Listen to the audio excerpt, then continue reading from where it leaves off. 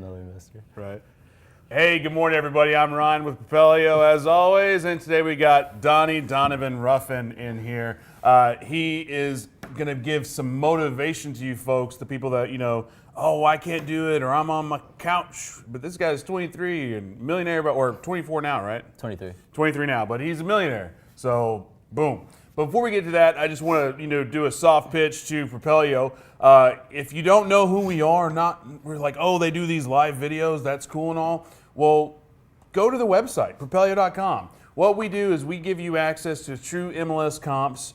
It's a brokerage website, so it's not like a Zillow or whatever. It's you get access to real MLS comps through Propelio. In addition to that, you have off-market lead lists. These lead lists are special in the sense that most people who sell you leads, maybe they compile them over the month and they give you once a month. Well, if you're doing a pre-foreclosure lead, by the time you get it, if somebody's getting it daily, they've already kicked your ass because on the pre-foreclosure, if you're behind 7 days, you're behind 24 hours, you're behind. So all of our lead lists are pulled daily through a team of virtual assistants. They contact the counties. So all of our leads are pulled daily, so you're going to have a head start on the competition. Also, we are going to be releasing websites. I think we're in the beta testing right now. So, investor websites. So that's another thing to add to your tool bucket. All this is only like $89. Now, every time we try to do something, we try to do the value add. Additionally to all that, we have education. We're not selling that because it's kind of bullshit to sell education. But it's good to find a mentor. But let me disclaimer that. Yeah. But the whole 30,000, 50,000 guru. Yeah. So all that's out there. So check out propelio.com. But enough of that. Donnie Ruffin. What's up, man? We're making eye contact the whole time. I know. I'm sorry, man. So, I know you were in here before, and that was like kind of our early days of Propelio. Yeah. And we're still just trying to get, find our feet here. Let me get this going. There we go. Cool. Sorry, now we can make eye contact. What's up? How are you? I don't know. It's like dreaming. Did it just pop on? No, it's been on. It's okay. just the app. What's up, everybody? Yeah. So if you don't know Donnie, everybody, Donnie, if you have questions, if you're like Ryan, you're an idiot, just type it in below and then have some questions. We'll get them going here pretty soon. So millionaire by 23, what does that mean? Essentially, like I was able to do over $1 million in revenue in a year span. Mm-hmm. I guess that's what you would determine. So is that like $1 million in and out of your company, or is that like I'm a realtor and I've done over $1 billion in transactions? No, that's like in revenue to like that hits my bank account. So that's like real money. Yeah, it's real money. Yeah. So with that, I'm assuming, because I know if I was in my early 20s, if I got $500, that was going to some toys. Oh yeah. Have you like leapfrogged everybody in evolutionary and as far as mindset, or do you still like to play? Man, I love to play. It's like I love to travel. I love free time. Mm-hmm. I love to do cool things. I really am passionate about traveling mostly. So it's just like for one, it's like I don't like having a specific boss. Like it's just like a lifestyle culture change. Right. But like when it comes to toys and stuff, yes, I have a couple toys. It's nothing too extravagant. But yeah, it's like you gotta pay close attention to kind of like how you're spending your money. Versus like what you're going to invest into with your business and stuff like that. So I like to keep my overhead very, very small. Right. It keeps the stress like. There's two things there I'd like to get into. One is like the mindset of like an entrepreneur business person, but also the mindset of the so-called millennial. Because I know with millennials, there's always this stereotype of laziness, of hand it to me, and I'm sure people will drop in below in the comments of what their, hey, just do me a favor, whatever your stereotype is of millennial, drop it in there because I'm drawing a blank. But to me, it's like the laziness, it's I want the handouts, I want this and that. So to get to your success, were you born into a real estate family? I mean, did you go ahead and start with that $950,000, $999,000 in the bank, and all of a sudden I did a $1,000 transaction, and now I'm a millionaire? No, absolutely not. I kind of grew up not like underprivileged. Like my mom was able to provide the necessary essentials of a good life. She was a single mom, so I had 4 other siblings, so it wasn't always the best. You know, I grew up in a very small country town, so I was always taught to like, hey, if you want something, you got to go out and work it and get the money to pay for whatever you want. So I've been working ever since I was like 10 years old, you know, like doing duties here and there. So it's just like, nothing was handed to me, obviously. But like, yeah, it's just like millennials, like even my friend group and stuff like that. It's just, yeah, everything seems instantaneous. Like you get stuff like really quick, instant, text messages. Like if load time is long on a computer, like we're freaking out, you know. But on the flip side, you could say the same thing about anybody, you know. It's just like, you just got to delete most of the excuses that you think you have in your mind and just stick through it and figure out solutions. Well, and again, you know, the instantaneous gratification, I don't think is a millennial thing. I think it's anybody. Because if a quick fun experiment is go back 10 years and just look at what the viral videos of were 10 years ago. And they were like 3, 4, 8 minute long videos. Nowadays, look at the viral videos of today and they're like 5, 15, 20-second like clips. So I think everybody has transitioned to that instant gratification. But because you're in this world, because you have this work ethic, and again, I don't want to paint with a too broad of a brush, but I don't really see too many 20, 23-year-olds, 25-year-olds, you know, who can claim that they've worked their ass off to where, hey, I'm a millionaire and, you know, I can travel. So do you associate with older people? Do you associate, who is your friend list? Yeah, that's a good question because like who you surround yourself with, like if you were to pull out your phone and pull out like your past 5 text threads or the top people that you normally talk to the most, I can pretty much put you in a category on where you are income-wise. And it's like a real thing and it's something that I took super seriously, especially being young because like a lot of young people don't have like the focus or the drive and they have different obstacles that they have to go through or different desires. So I have found myself hanging out with a lot of older people and young people too. It's just, it might not be in my specific culture or my specific area. Like I have friends that are younger than me that are doing a lot better than me, that they live like in Phoenix or in Denver and stuff like that. But I spend a lot of my time like asking questions and making sure a lot of my time that I'm spending with associations is around people that are actually winning. So to answer that question in a short summary, it's like you are who you surround yourself with. That is a real thing. And you have to surround yourself with the right people, young or old, but it doesn't matter age-wise. I mean, there's people out there that are killing it that are still young. But I like that though. So a quick test, a quick experiment for everybody watching is pull out your phone and see who the last 5 text messages were to and from, and that'll tell you where you need to maybe go. Well, the top 5 people that you hang around most, right? You know, that's easy math, and just take their income divided by 5, and you'll find yourself very close to that number. It's pretty cool science. Yeah, but if you're in the group, it's like, hey. Yeah, it's just like, okay, you hang out with me. You can hang out with you and for others who are dirtbags. Yeah, it's just well, like, hell, I'm still making 100, 200 grand a year. Yeah, that's true. Yeah. Okay, there was another thought that I was talking about before we went on that thread, but it's like, okay, let's get into the real estate side of things. Because as you know, real estate is vast. You've got wholesaling, you've got rentals, you've got the owner finance, you've got the buy and holds, you've got the flipping. I mean, we could literally just go on a host of listing out all the strategies. What was your strategy that you first started on, and then what strategy, if it wasn't the first strategy you were on, got you to your major success? Okay. And then thirdly, what are you doing now? Okay.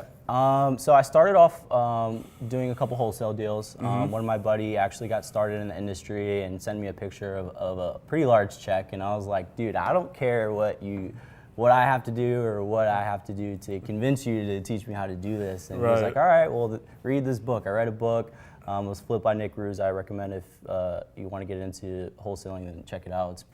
It's a step-by-step guide. So what the book didn't have to offer, like most books do, is like motivation and like a mindset. It was just literally like a book of instructions. So I read the book and I was like, okay, well, I had the belief level because one of my friends did it. I knew how to do it because I had a book of instructions, and I literally had no idea what I was doing still. So it was just a matter of actually physically going out and making stuff happen, making mistakes really fast, and then figuring it out along the way. So I did a couple wholesale deals. I think I did about 6 or 7 of them before I actually did my first fix and flip. And then what kind of time time frame was that, 6 or 7? I would say within about 6 months. Okay. So it was like one every month or 2. Which a is, month, if you're first getting started though, that's like an amazing rate. Oh, yeah, Were you it's still awesome. working full time, or were you doing this full time? Yeah, so I was working full time. I was working with a marketing company at the time, a full-time job, more than full-time. I think I was putting in, it was sales, so I was putting in maybe 70 hours a week, 80 on a good week. The more I could work, the better, the more money I made. I loved it. A lot of energy, and then didn't really dedicate a lot of time to this, but going out on Friday nights, putting out bandit signs, sending mailers, talking to people, and then coming across deals and figuring stuff out. Yeah, on those first 6, 7, what do you think the average wholesale check was? 5,000, 10,000? Yeah, it was like around 5. Well, I guess if you want to average it out, towards I started getting really good at it and negotiating with the seller. So I would say it would probably been around 8,000 or 9,000. But I mean, if anybody can do math, six times, we'll just say 5 for easy math. That's what, 30,000? Yeah, $30,000 in a 6 month time frame. Yeah. That's a lot of people that are that's their annual income for a lot of people. Obviously, if you're in real estate, that's not what you want. You want the more. But if you've got a full time job and then you just all of a sudden got 30,000, that was almost like okay, that's kind of a proof to the. Yep. It helps, yeah. It definitely helps, man. And it's not something that it was easy. It took a lot of work, and it took a lot of time and learning to actually even do just a couple of them, or even just do one. Right. You learn a lot along the way. So at what point, or I don't know, maybe you still have your full-time job, at what point do you go, you know what, I think I'm good enough to give this a full full-time try? Well, I think I'm glad you touched on that, because I actually have 2 companies. So, and I was able to do over $1 million in both industries last year alone. So I was pretty excited about that. But I was working at a marketing company at the time, and I was putting in a lot of hours and stuff like that. And I grew to a point where I couldn't really grow out the company anymore. So that's how I found myself in real estate, just eager for more. So it got to a point where I had a lot of capital sitting around just because of real estate, and actually funded my own company, and partnered with a couple other leaders in the industry, and we started our own company. So we've been in business for almost 2 years now, and we've been doing really well, growing really fast. So And what is that other company? it's called Doxa. We're a marketing company, so we work with Fortune 100 companies and get contracts to essentially sell their products for them.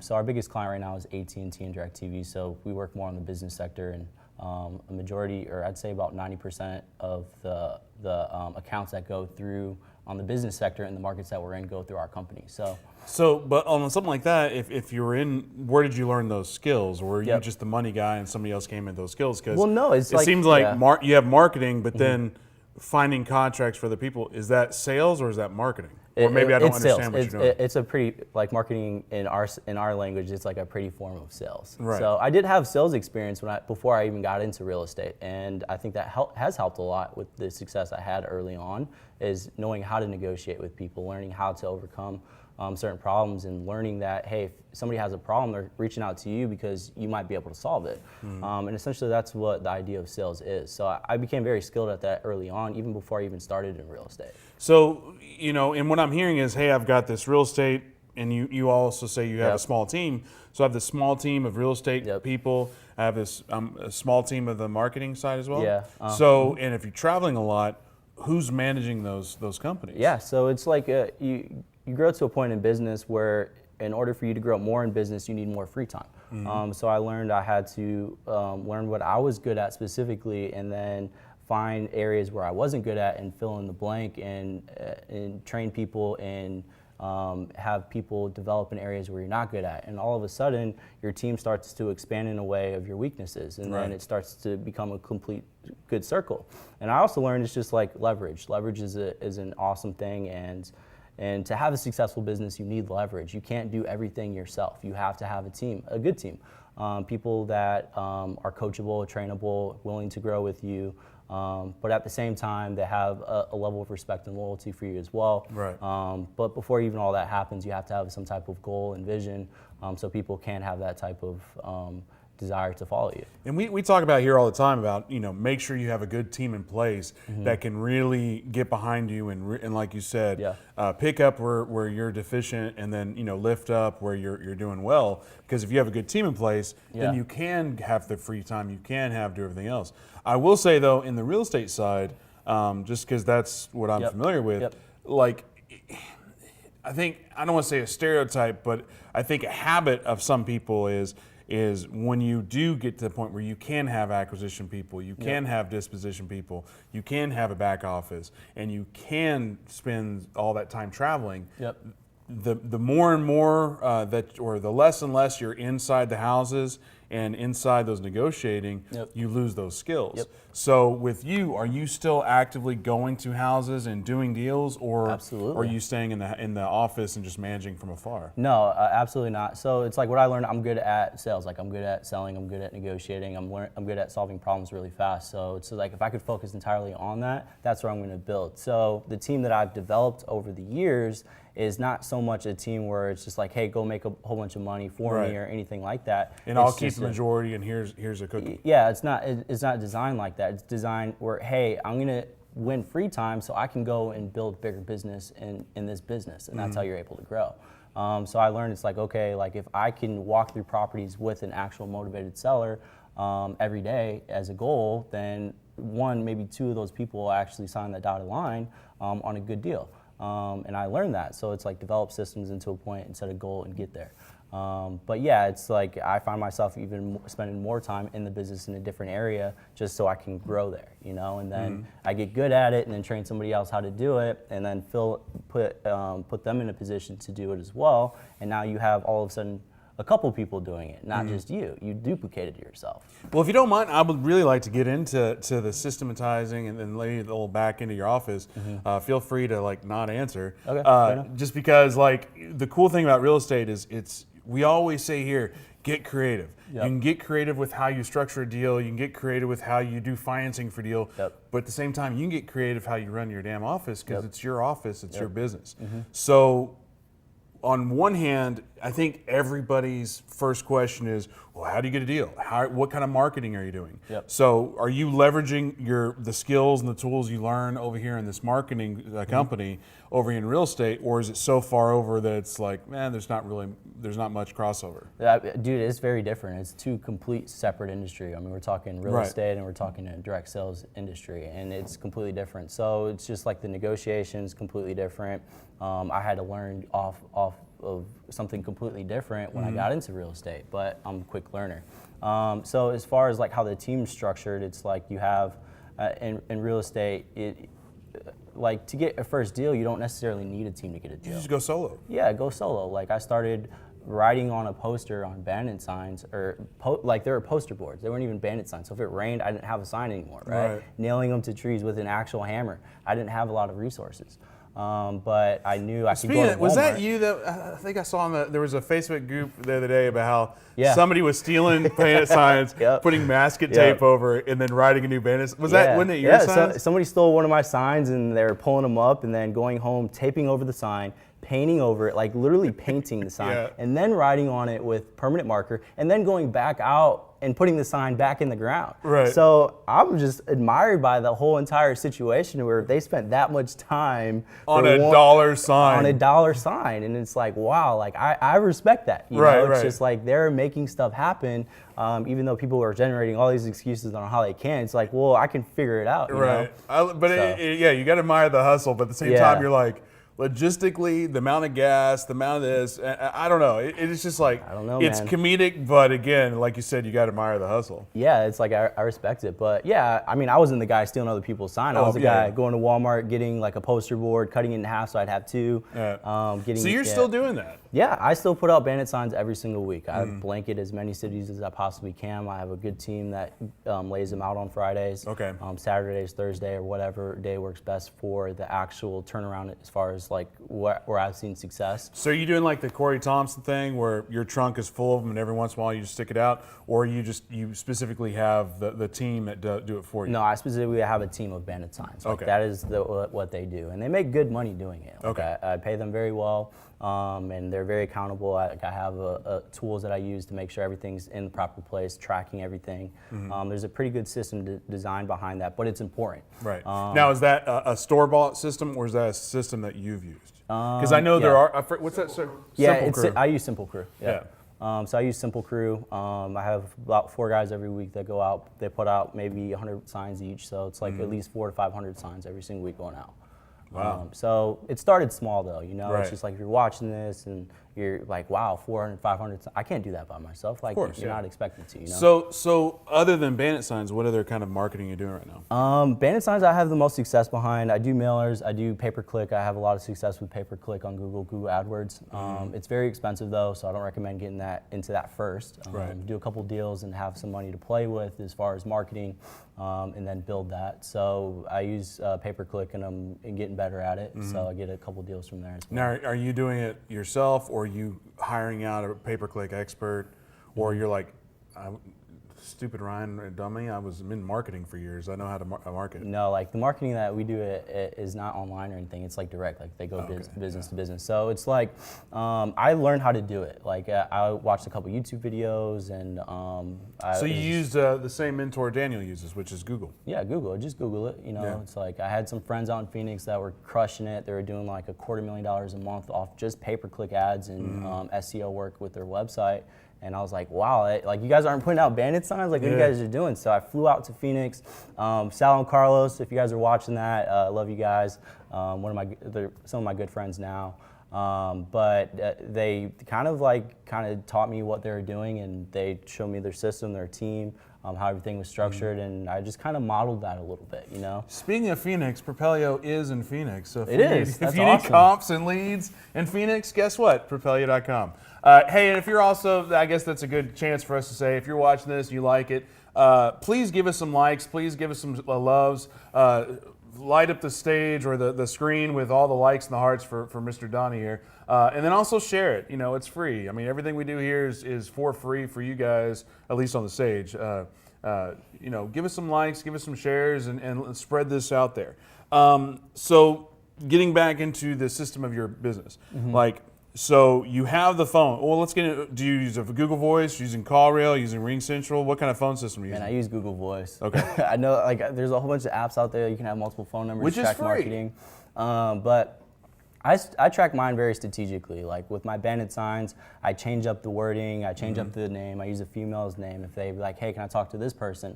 And I'm like, okay, I dropped that bandit sign like 2 months ago. Like it's still out there, or you just took a picture of it. Right. Like I have very strategic ways on how I track data and know where the influence of the phone calls are coming. But it's just getting into a matter of making that phone ring somehow. There's a lot of ways to make the phone ring, and a lot of ways that there's a lot of successful people in real estate that are making the phone ring.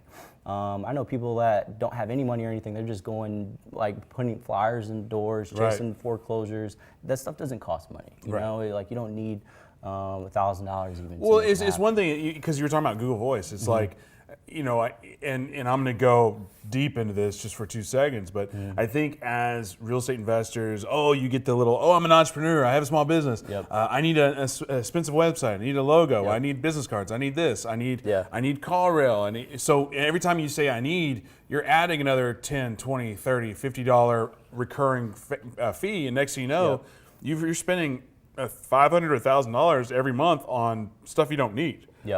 So it's kind of cool to hear that you're still using a Google Voice number. Well, if I look back at it, man, it's just like I didn't even have an entity until I had to. Like I got a CPA to do in taxes. He's like, dude, what the hell are you doing? Like, you need to make an LLC. And I was like, what is an LLC? Like, like I knew I like what an LLC was, but like because I had another company, but I didn't know how to do any of that. I had like a CPA to help me. Somebody on my team, right? Somebody resources. And it cost money. It's like I don't want to spend $300 doing it, but I had to do it eventually. I didn't do that until like my 5th or 6th deal. And then it's like, I mean, I can tell you right now, I don't even have business cards.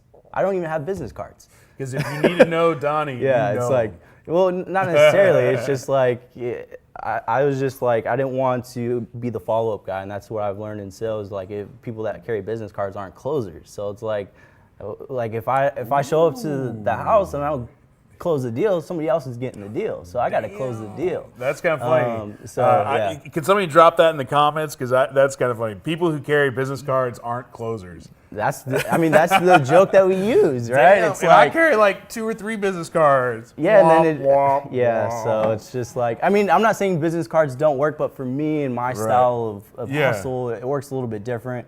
So I know people that have all these resources when they show up to a property, they have a lot of exit strategies in order to make money. Mine is pure focus, like I need to do a fix and flip, I need fix and flip numbers, and the negotiation tactics is to get that fix and flip number. So I'm not a licensed agent, I'm not like a broker, I don't refer deals over. It's like I'm closing the deal today, we're making this happen. I drove all the way over here, did all this research and all this work, paying the team, paying all this money. You're signing the dotted line, and that's just my mindset going in and out of the entire walkthrough transaction.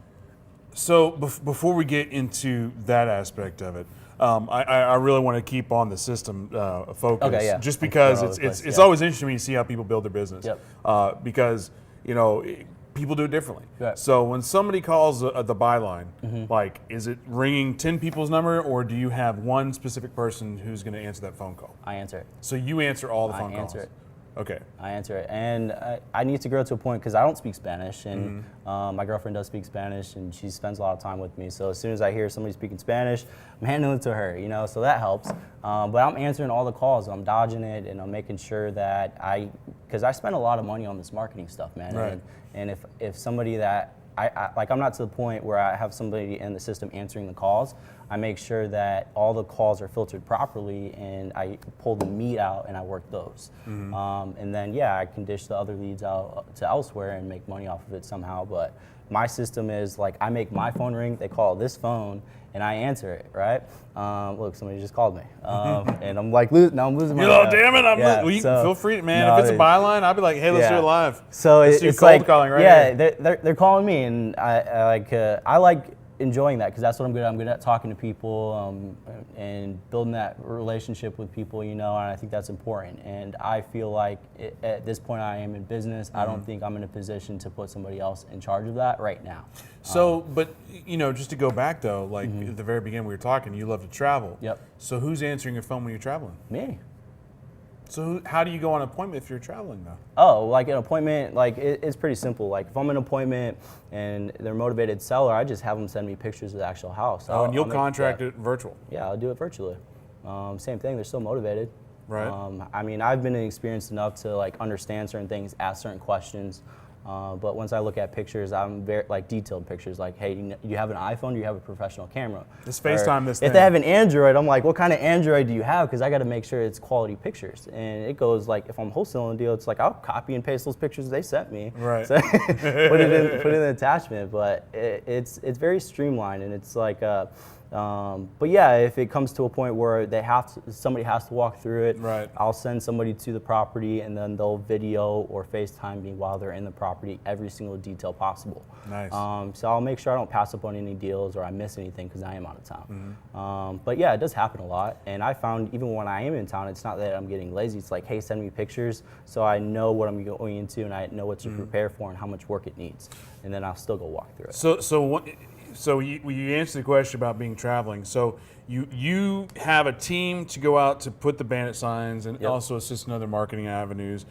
Phone rings, you're answering it. Yep. Now, are you doing all the acquisitions yourselves, or do you have a team to assist on like the overflow? Or are you looking at every single house that comes through? Or are you screening so much that you're only looking at the top? I'm only looking at like the motivated stuff. Right. A lot of the calls are just kind of like not motivated stuff, like people want top dollar or whatever. And I'm like, I'll even go and ask for pictures on those properties. And if they aren't moving $1,000 on the deal, then I'm not working on it. I'll refer that deal somewhere else. But yeah, it's like I walk through as much stuff as I possibly can. And I find success in that because I'm good at talking to people that are in tough situations because I can help them. I have a solution. And I feel comfortable with me going out there. And plus, I enjoy it. I really enjoy doing that. Yeah, I think there's two schools of thought there because, because I know Daniel's the same way as you are. It's like, I don't want to look at a house unless it's motivated. Yep. Because I don't want to waste my time. I got other stuff going on. And the other school of thought is, anytime you can get inside a house, that's an opportunity to, because maybe they're not saying everything on the phone. Yep. So I think, I don't know what's right. Obviously, if it's a motivated seller on the phone, your conversion rate's going to be much higher than going to every single house. Yeah. So Well, it's just I guess like when I first started, for example, I looked at everything. You know, I looked at everything I possibly Right. can.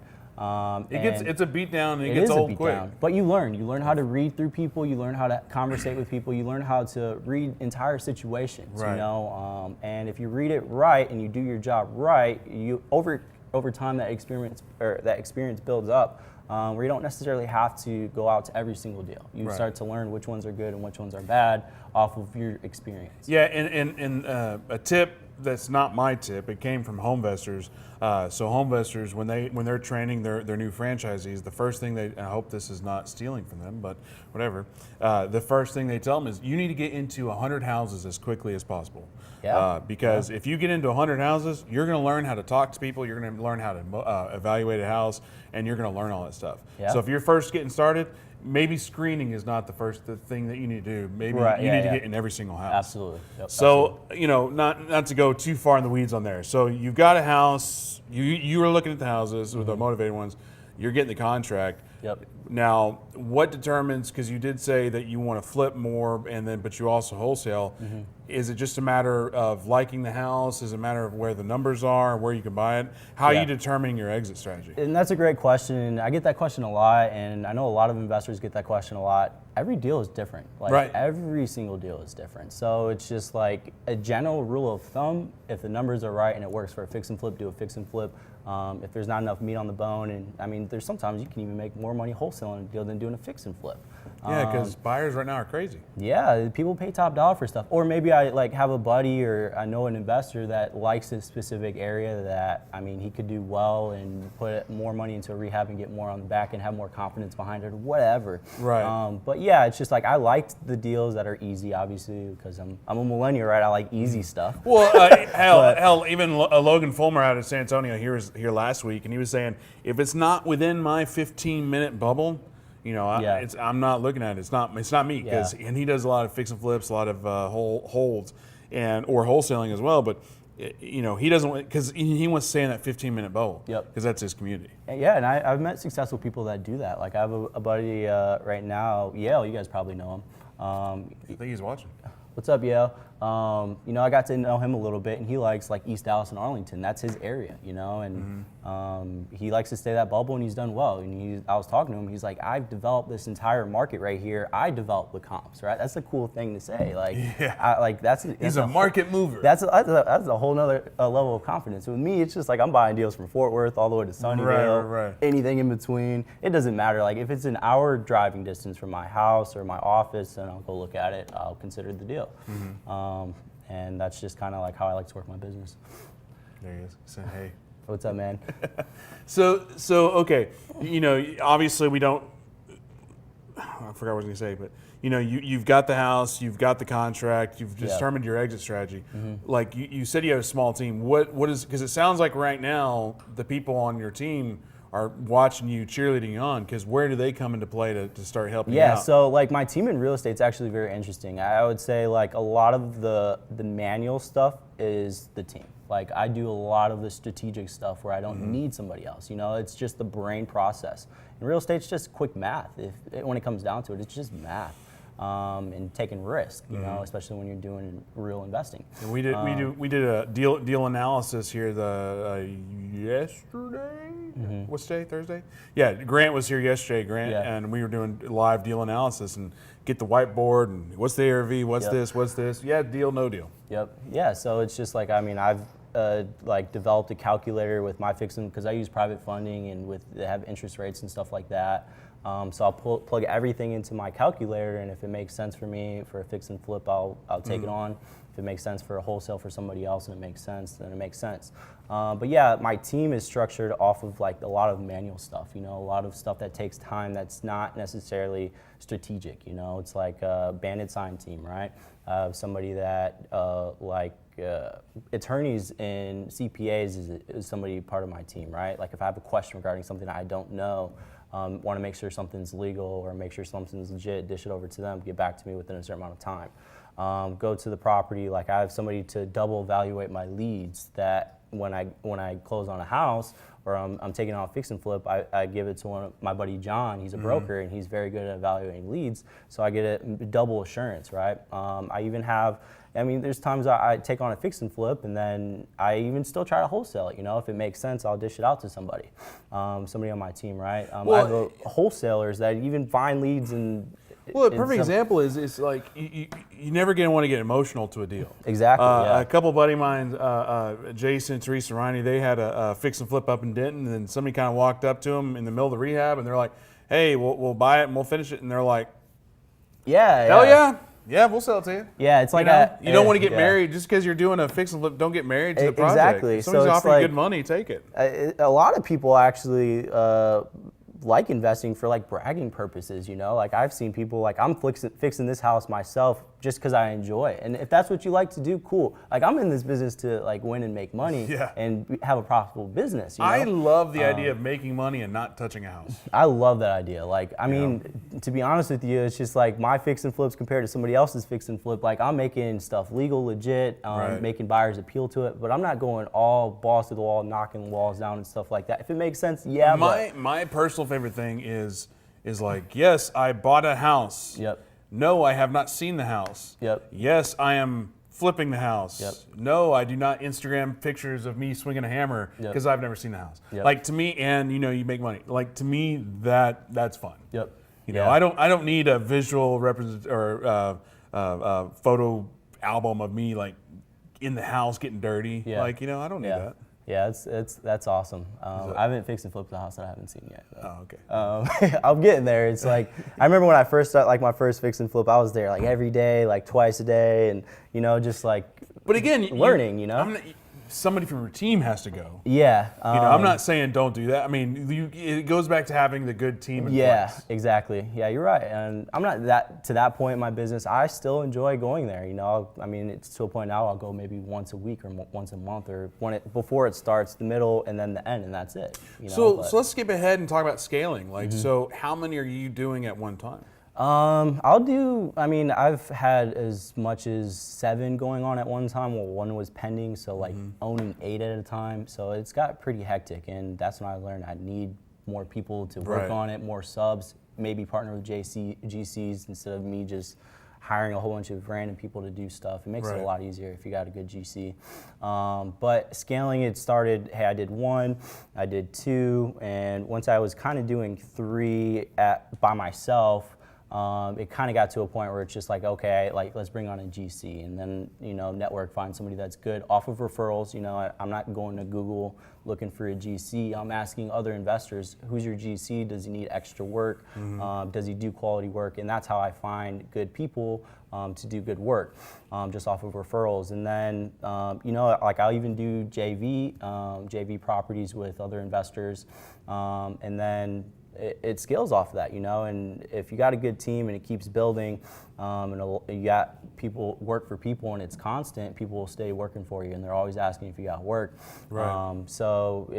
And I started off that, but even before scaling, man, it's just like it comes to a thing with using the money that you're actually making in real estate to reinvest it. Right. And I think that's very big because a lot of young people that I know that get into real estate, they make like good money, a good couple deals, and then all of a sudden they don't have a deal, or like they spend all their money on dumb stuff that has nothing to do with business. Like bottle service? Yeah, it'll get to a point, but and even I struggle with that sometimes. Yeah. It's, like understanding like if you want and have goals and you want something, you have to reinvest back into your business, and I think that's really important. And again, that was kind of a sole job, but it's not. It's like if you enjoy that, if you have the expendable income to enjoy stuff.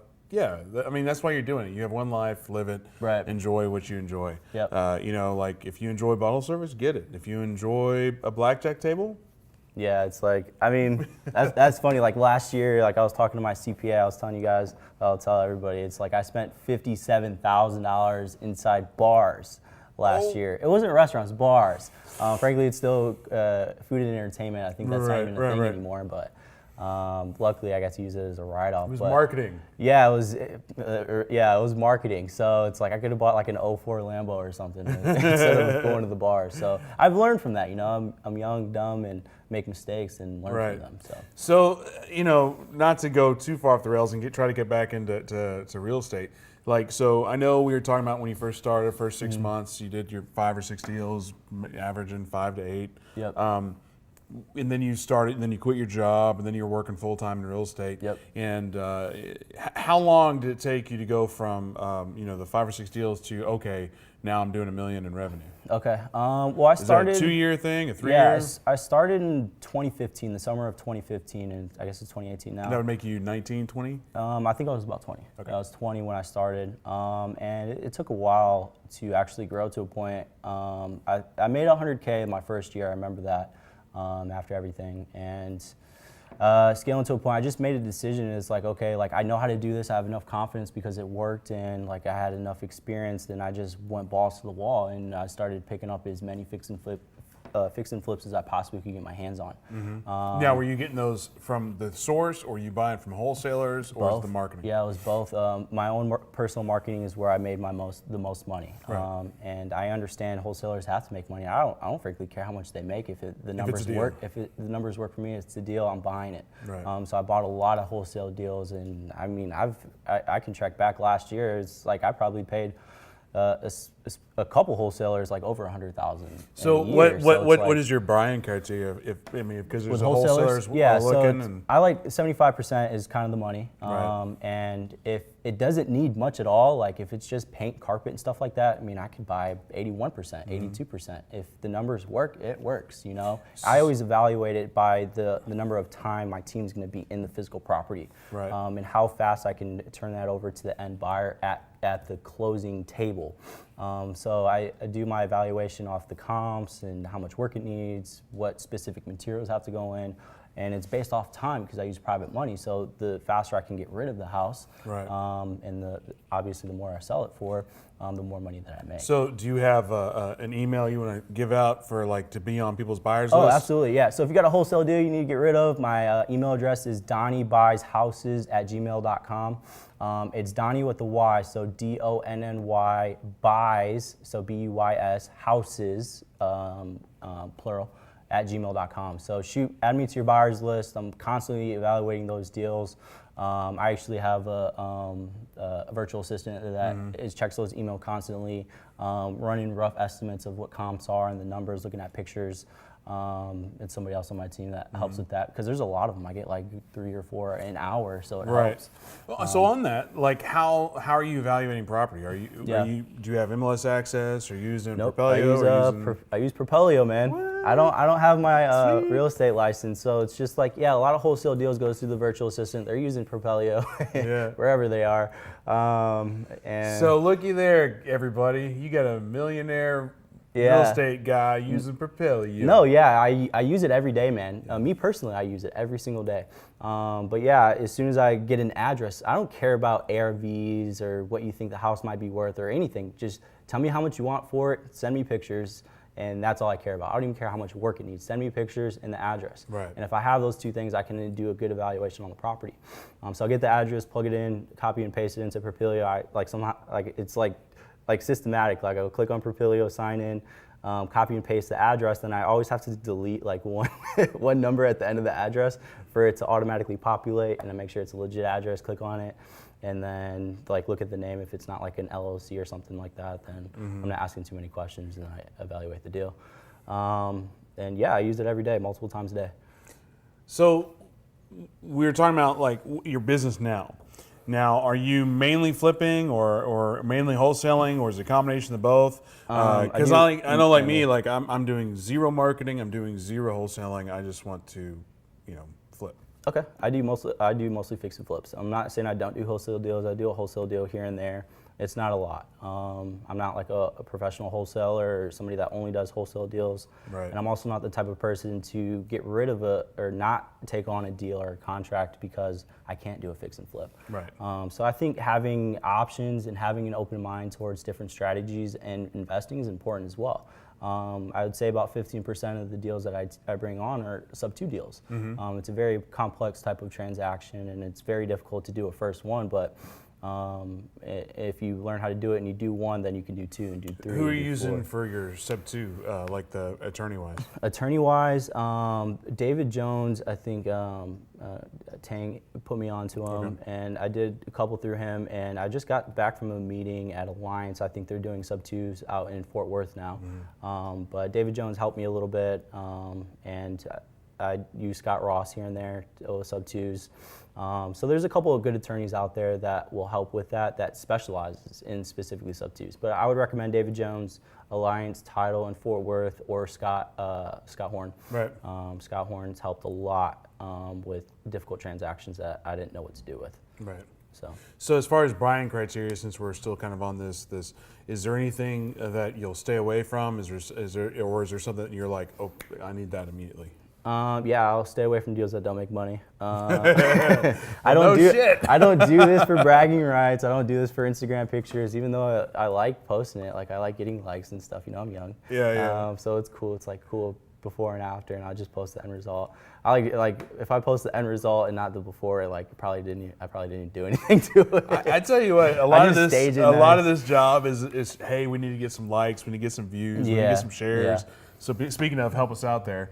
But if you want to feel like just like your soul crushing is like randomly come across some of these Instagram like famous people. Right. I saw one that came off the internet and I was like, oh, who the hell is this person? And it was like just the ghettoiest, ratchetest human being of all time. Yep. And she had like 1.3 million followers. And I'm like, how the hell does that happen? She bought them. What's that? She bought the followers. Is that what it is? Sometimes. But she was just like, she was like 19. She's you don't need no education, ripping up her high school diploma. And I'm like, she had 1.3 million. I'm like, yeah. How the hell is that? Here we are giving like good stuff out, and it's like, why can't I have 1.3 million followers? Hit her DM like, how'd you get so many followers? I don't want to even get anywhere near that. Yeah. Well, I mean, I post most of it. I mean, the main goal for me to post stuff on social media is just to know that, because I'm young and I want people to know that I am legit and I do a good business, and I am a real investor. You know, I'm not just like trying to. You're not renting a Lambo for, hey, look at my new Lambo, rent it, click. Well, yeah, I mean, that's just for fun, you know? It's I'm not doing it just for like bragging purposes. It's mostly just to like market myself and my name as an investor, and I buy and fix houses, and that's what anybody that knows me understands that. So even people that I've met, like I met a girl at a bar one time like years ago, and I told her what I did. You know, it's just like Corey Thompson had a joke. It's like people like fixing flips for like bragging rights at the bars or something. I was like, well, I got a lead from it one time. You know? And I did a $20,000 wholesale deal off one girl I met at a bar one time. Never saw her after that, and she followed me on Snapchat. Didn't even follow her back. I didn't even know she was following me. She was like, hey, my aunt is sick, and we need to get rid of this house like tomorrow. Can you buy it? And I was like, absolutely. What's the address? And it was like north of Austin. I never even seen the house.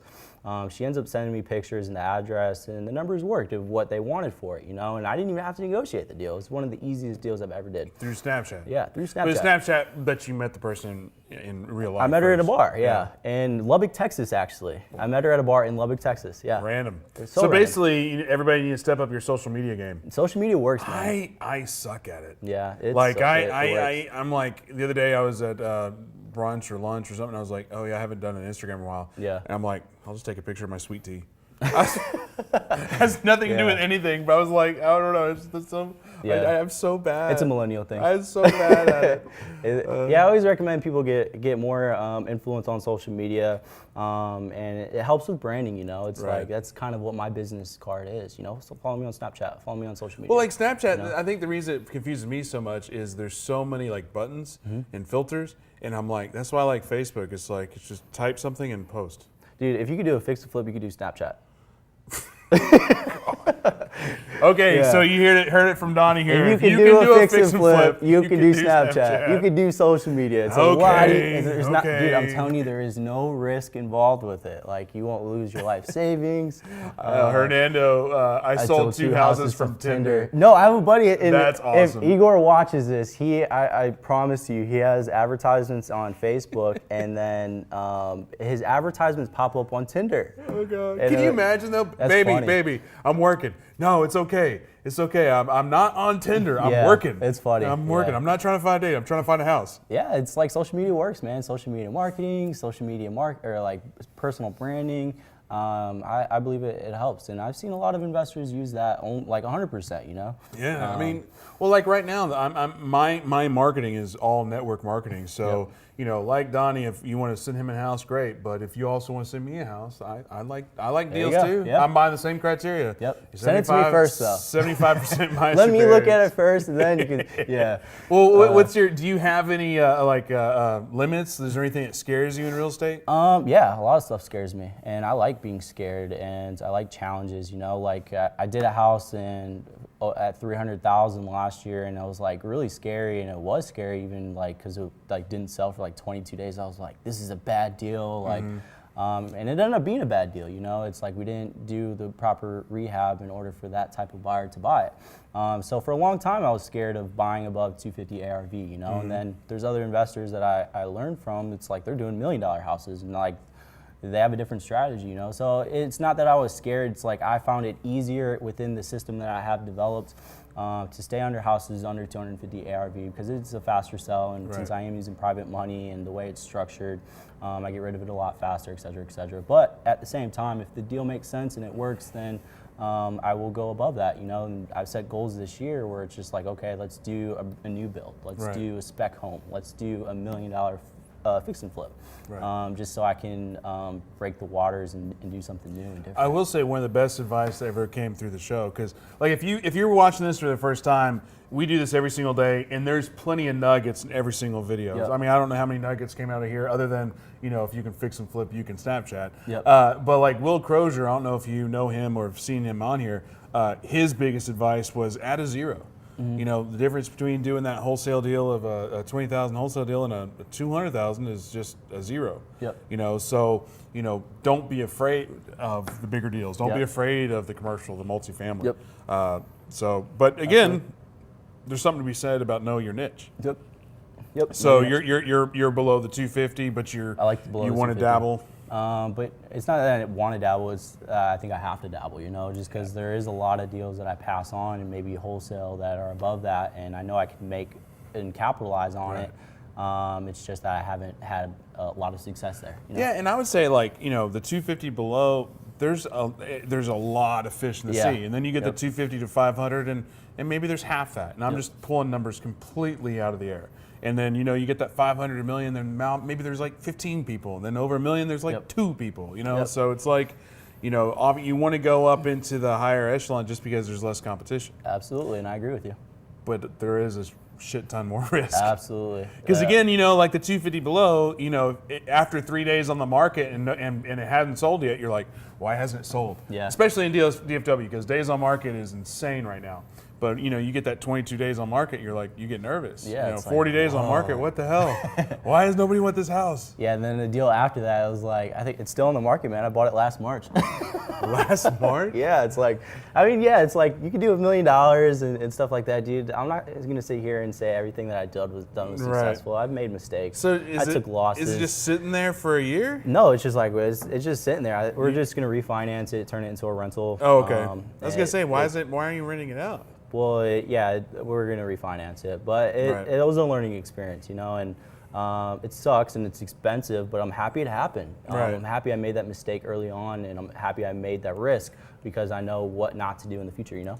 And this thing is, and you touched on something right there, always be learning. Like the one thing I try to tell people and be told and tell myself is actually I said this last night at the REI Social Club, is like, I was talking to a newer guy and it's like, look, because he's a very sharp guy. I was like, if you ever think you know everything about real estate, you should go to the mirror and slap yourself. Yeah. Because there's always stuff to learn, and there's stuff you learn here daily. Like, you know, Daniel come up here teach something, you come in here teach something. I mean, I could sit here like, oh, I'm 37 years old, and he's 23. I know more. It's like, shut up. Well, I mean, I think I'm happy you touched on that because I'm the type of guy, like, I'm young, but I'm a sponge, man. I suck in as much information as I possibly can when I can. If I have the opportunity, I'm listening. It's awkward for me right now because I'm like talking and talking and talking. I'm usually the one listening, and I Right. think that's where a lot of my success has come from, is just by listening to people that are winning or have won. And my problem is I'm always talking. Yeah, well, I mean, at the same time, like a lot of people come, I mean, they just, like bragging rights, like I'm on Propelio TV Right. and stuff like that. So I think that's important, It's like if you're, and I was taught this early on too, if you're the one saying the most, like you're probably learning the less. you know? Right. So I'm always learning, and I'm always listening, and I'm always seeing what works and what's changing. Because stuff constantly changes. I'm seeing what new ideas are out there, because I'm not very creative a person, so I have to seek creativity, and stuff like that. You're like, I walked in, he's like, what should we name it? I was like, I don't know. I'm gonna call somebody, right? So it's just like Your team, it's all about your team. Networking, network, spend your time around successful people. Spend your time around people that are actually winning, that are really and truly winning. And if you can't get those people's time, then, I mean, hey, like it was easy for me. It's just like I network with really successful people, and it's like, how can I add more value to you guys? Right. How can I help you be more successful? Because I was young, I didn't have a lot of resources, and the only resource that I had was that I could work hard and I was coachable. So I talked to a lot of successful people. It's like, hey, how can I help you in your business? And in turn, what I want from you is just learn. I want to learn how to do it, Right. And a lot of successful people reached out to help me because I did that, and they appreciated that. So Yeah. successful people always look to help others. Unsuccessful people always ask what's in it for me. And they're always complaining about haters. Yeah. One thing I do want to point out, though, is what you just said, is talking about, seek out people that can actually provide knowledge. Yep. Like in this industry, sadly, there is a bunch of just crud. There's a bunch of Yep. BS. There's a bunch of just like Instagram famous or Mm-hmm. YouTube or Facebook, like, oh, look at me, look at me, look at me. And I understand I'm saying that while being on a Facebook live, Yep. YouTube, whatever. But at the same time, I'm not sitting here trying to say, look at me, look at me. I'm just like, hey, let's just talk Yep. about it. Yep. So you really need to get through the BS of people and really, Yeah. I don't want to get all Oprah-y, but look to their soul. Is this a good person or is this a shitbag? Yeah, I mean, that's just common sense, and if you know how to deal with people, you know how to read through situations, you know who's being honest and who's not telling the truth, Right. and stuff like that. But if you want to get somewhere really fast, then just skip all the bullshit and just go to the source, Right. and spend the most time, or even work for somebody that is making shit happen. Yeah, And yeah. win. So, We're getting close to the end, so if you have questions, if you have comments, if you have shout outs, if you have love, if you have anything you want to add to this conversation with Donnie, drop it in the comments. And while you're doing that, let me give an opportunity to plug Propelio again and see if Donnie wants to plug anything. If you're looking for comps, Donnie's a perfect example. Hey, it works. He's doing a shit ton of business. I didn't get paid. I didn't get paid to tell. Like I was like showing him my phone. Here's your free coffee. It's on my favorites on my phone. That Propelio is something that I use every single day. Yeah, so it does work. It does give you the comps. It does give you access to, or gives you access to comps. It gives you leads. We are rolling out the websites, and then if you're not following us on Facebook, follow us on Facebook. Go to the notifications, go to the follow sign, and make sure you see us when we go live, because we do go live every single day at 11 a.m.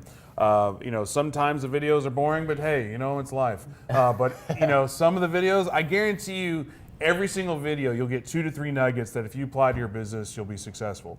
As far as what you're doing, what are you looking for in your business? How can people get a hold of you, and how can we help you? Yeah, so add me on Facebook, Instagram, Snapchat. I think they can add it on to the comments or something. Yeah, we My can do that. Instagram is the Donovan Ruffin, so TheDonovan Ruffin, Ruffin. My Snapchat is Donnie Ruffin, Donny Ruffin, Ruffin. And then my Facebook's Donovan Ruffin. So reach out to me. You got questions, I can help you. I'm always down to help other people. That's where I find a lot of fulfillment in what I do. And hey, if you got a deal, shoot it to me.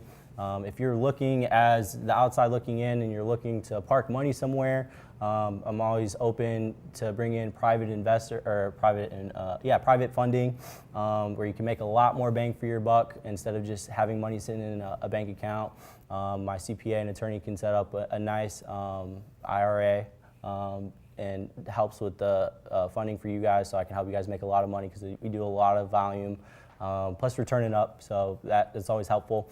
And then, yeah, I think that's pretty much it. But if you want to add me on Instagram and get nice, sweet, sexy pictures of sweet tea, my Instagram is Ryan S. Harper. My Twitter is Ryan S. Harper.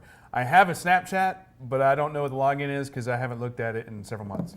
7 months. Several. I don't know. Propelio.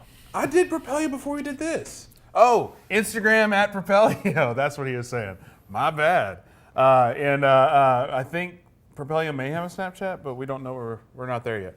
Anyway, looks like Daniel is over here, other than making fun of me and getting mad at me, looks like he has some commentary. I think we've got quite a few people watching that are just absorbing and soaking all that in because you're dropping a lot of great information here. I've got one question that popped up earlier from Colin Farrell, and he was wanting to know if you'd repeat what book that was that you read about the wholesale. It was Nick Ruiz, and the book is called Flip. I think it's like $10 on Amazon or something like that. It's pretty funny. It's like you talk about going straight to the source. Like once I read that book and I started getting checks in wholesaling, I used to literally email Nick Ruiz specifically pictures of my check. And then I sent him so many at one point. He's like, dude, what's your phone number? And I was like, so surprised. I was like, this dude is actually reaching out to me. And he still calls me like once a month. And he gives me a lot of information on what's working in his market and what he's doing that's working, what I need to work on and stuff like that. So it's just seeking investors. And I add a lot of value to Nick Ruiz too. It's like, how can I help you? He's like, promote my book. You've had success and stuff like that. So that's why I'm telling you, read that book because I read the book and it works. So Nick Ruiz, Flip. 1 second, I'm just trying to see if I can remember my Snapchat login. RUIZ? Yes, I believe so. Yeah. Oh, that's not it. Is this it? I think he's in like Montana or something, doing fix and flips there. Somebody's calling me from Denver. Don't know who that is. I'm trying to do my login for Snapchat. Ooh, I did remember it. It's just completely failed. But how do anyway, I don't know what my login for Snapchat is, so I guess I'll have to figure that out another day. Any other questions? Definitely never stop learning. Looks like we got some love. Let's do some shout outs. The book is just for wholesaling. Tang Nguyen, Donnie unfollowed his Snapchat because he has an Android.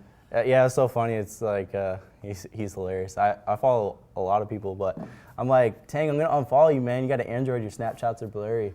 So it's funny. Snapchat from an Apple device. Woohoo! And then Hernando would like to point out that Vistaprint is only $9.99 for some business cards. All right. Well, the way I view business cards, long story short, do you think President Obama would walk into a building and pass out his business card? No. What about Donald Trump? Would you do it? Would pass out business? Nah, I like my phone to ring and it be deals versus just like a whole bunch of information that could be handled through like email with questions and stuff like that. So I found that to be working in my business. So back to important stuff. Is that my username? Yes. So my Snapchat username is Ryan S. Harper. Cool. So basically all my social media is Ryan S. Harper. Dude, check this out, watch. I can just add you like this. What? Dang. So what if I no, I won't do that. Daniel will get mad at me. I know, right? It's like on our next hour, Propelio TV, Donnie Ruffin teaches us social media.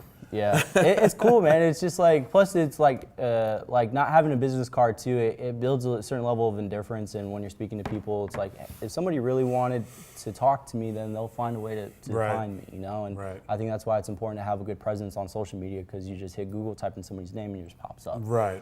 Like Google, it goes back to Google. Like, you know, it goes back to you can find every excuse in the world not to be successful, not to, you know, get the job you want, not to do the flip you want, not to pursue your dreams per se.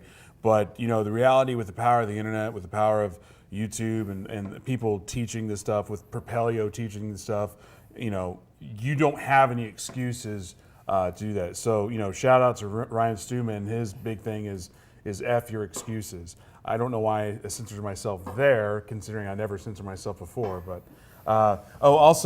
you know, another good thing that something pointed out, and I think it was Antonio Hernandez pointed out, is like he just points out that you at least perceived, you know, remain humble, which is pretty cool. Because again, not to shit on the 23-year-old, you know, genre, or not genre, but that demographic is, you know, I don't know if I was 23 years old and I was just making money, I'd probably be, you know, what's up, everybody? You know, so it's pretty cool that you have remained humble and yeah, I mean, one thing I understand is just like I have a lot of success and I understand that, but I've learned from a lot of successful people and I understand how they interact. You know, it's just like I just try to mold what works. And I've seen people that aren't humble and they're usually like rappers, and like I'm not a rapper. Like I'm branding. I want people to like me. Right. I want to be a douchebag. Yeah, I get that like every day. You know, on that, I will say this. This is my golden nugget for the day is whatever business you're in, just don't be an asshole. Yeah, just like be nice to people. Like, Yeah. And another thing, like I say, real estate's math. Like it's not. Like if you're running a business isn't about money. It's not about like doing all of this systems and stuff. Business is about people. The better you are with people, the more successful you will be in business. The more people will want to help you.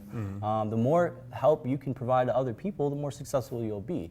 And I believe in good karma. You know, it's like I was also on the flip side, young and dumb and doing stuff that you shouldn't be doing. And on the flip side, karma catches up with you and then you get in trouble, you know. And I've learned over my experience that if you do good by people, you do good business, on the flip side, it will pay off. And people will watch it, and I believe in God, and I believe in a higher power, and I believe that karma is a real thing. And you relate that back to business, then, hey, you want to be successful in business, go out, help a whole bunch of people, and you'll find a way to make it happen. So we do have another quick question from Yeah. William. He was saying, what advice would you give to somebody that just got $200,000 and wants some income? I would recommend, it kind of depends on what you want to do with that. I mean, what I would do with it, I'd probably go buy a Ferrari 458 in cash, and then I would just rent it out and make money. No, I'm just kidding. No, it's like, that's a good opportunity for you to be a private investor. And being a private investor is you network with people that do fix and flips, such as myself, right? And especially if you want to learn the business, you see a nice return on that money over time, and it adds up, and then it continues to grow, and then you can lend even more, and then you can lend even more, and lend even more. But William, on that, you know, yes, you could lend that out to Donnie, to Daniel, to anybody in your network, but the biggest thing is you want to vet that person. Yep. You know, obviously Donovan, Daniel, myself, whoever, we're doing this every day, and there's too much to lose. Yep. By running off with your money, but you really do need to vet whoever you're going to be working with, Yeah. And make sure that they're the real deal. Yeah, and a good way to do that if you do decide to do private funding is just ask for two sides of a HUD statement. You know, like how much did you buy it for, and then look at a back HUD, and then how much did you put into it, et cetera, et cetera. Then you know funding. That's good. I was just like I'm like really passionate behind what I do, so I was like at the doctor's, and I was talking to my doctor. He's like, "What do you do?" Like just having an everyday conversation.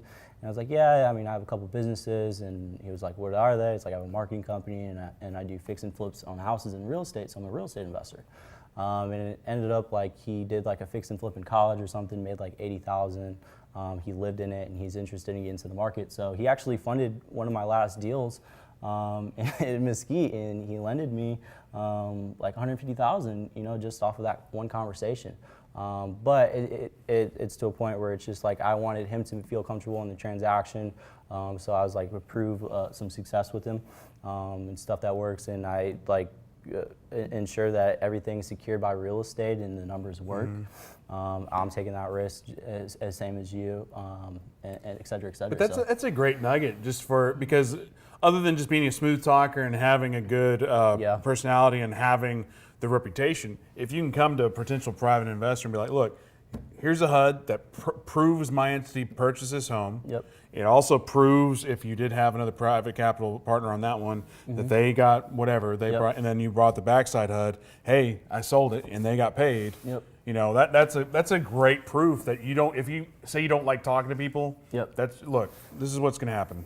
Yeah. And walk away. And it doesn't happen right away. Like I wouldn't recommend start using private funding right away, because it's going to be difficult for you to find private funding if you don't have that experience. I would go get hard money and stuff like that. Right. It's a lot easier. Plus, those people can help you a lot more and have a lot more experience in real estate too.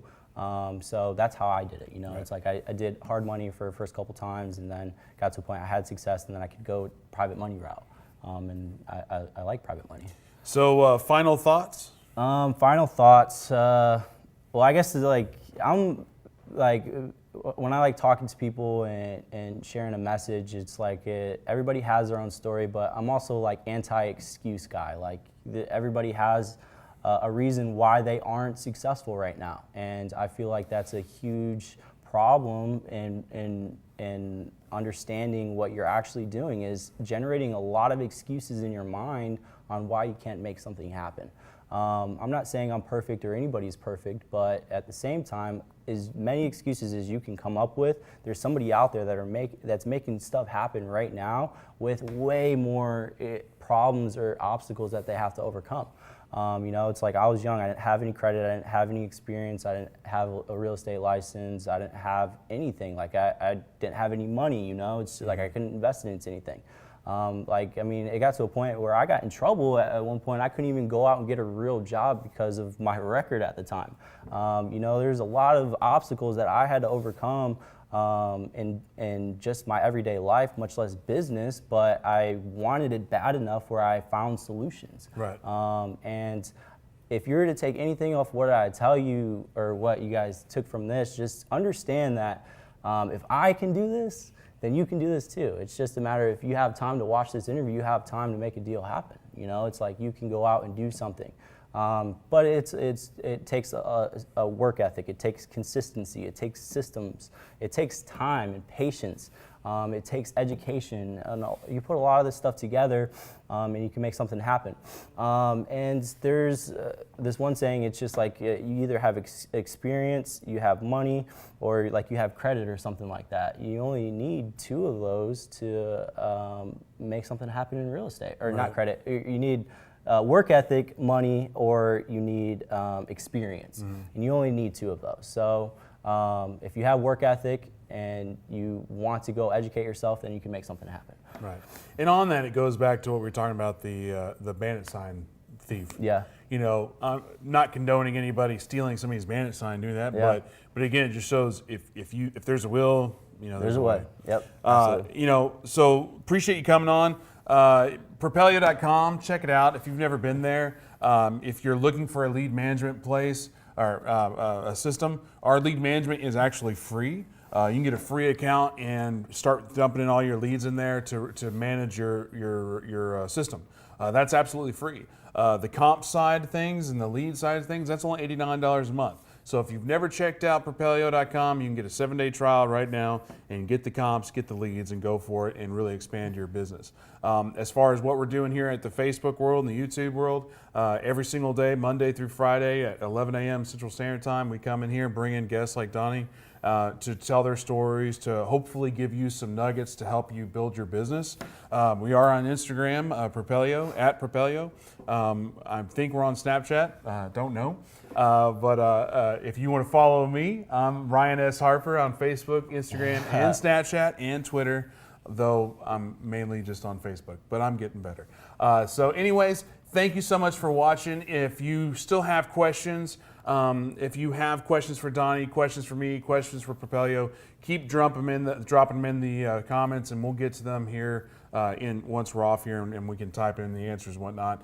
But again, thank you so much for hanging out with us today. We'll see you tomorrow, 11 a.m. We have Jessica Colton coming in. She's a $1 million flipper. She does the luxury home. She goes in there and really, you would talk about fear and being scared about those houses, that's like cool. You're talking about. Yeah, that's cool. There's a lot of fear at those bigger homes. So check us out, and we'll see you tomorrow. And thanks again for coming in.